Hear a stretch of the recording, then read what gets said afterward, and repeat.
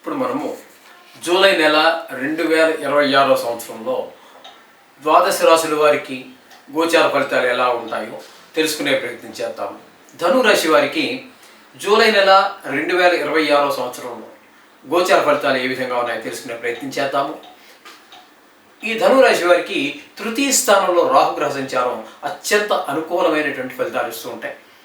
ఇంట్లోనూ బయట ఉద్యోగ స్థలంలో ఎక్కడికి వెళ్ళినా సరే మీకు తెలిసిన వారు తెలియని వారు ఉద్యోగ స్థలంలో, వ్యాపార స్థలంలో, వ్యవసాయ స్థలంలో ఎవరు ఏ పని చేస్తుంటే వాళ్ళందరికీ కూడా రాహు సహాయ సహకారాలు మనసా వాచా కర్మణ కొన్ని సందర్భాల్లో ముక్కు మొహం తెలియనటువంటి వారు కూడా మనకి సహాయపడడానికి వెనకాడరు, సహాయం చేసే పరిస్థితులే కనబడుతున్నాయి రాహుగ్రహ సంచారం వలన.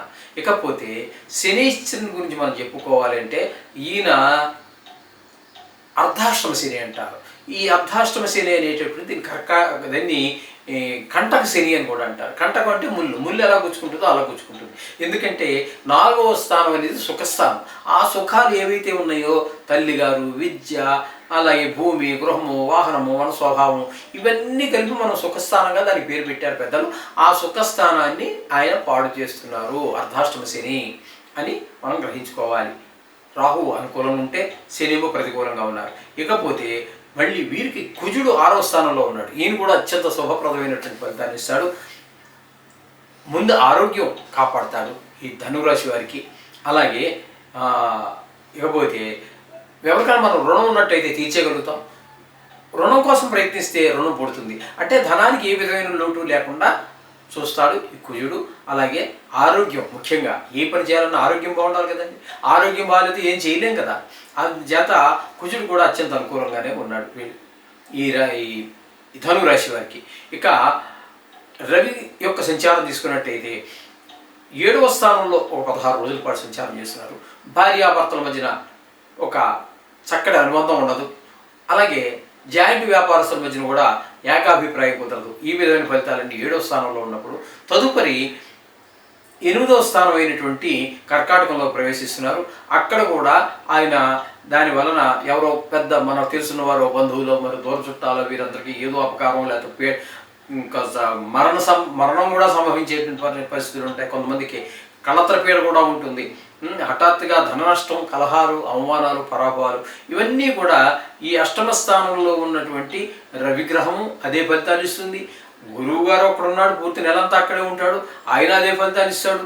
అలాగే శుక్రుడు 4 రోజుల పాటు ఉంటాడు, కానీ శుక్రుడు మాత్రం ఈ 4 రోజులు శుభ ఫలితాన్ని ఇస్తాడు. అయితే ఇక బుధుడి గురించి మనం చెప్పుకోవాలి. బుధుడు 7వ స్థానంలో ఉన్నప్పుడు ఆయన భార్యాభర్తల మధ్యన అనుకూలత, జాయింట్ వ్యాపారం చేసుకునే వారి మధ్యన అనుకూలత ఆయన కనిపిస్తాడు.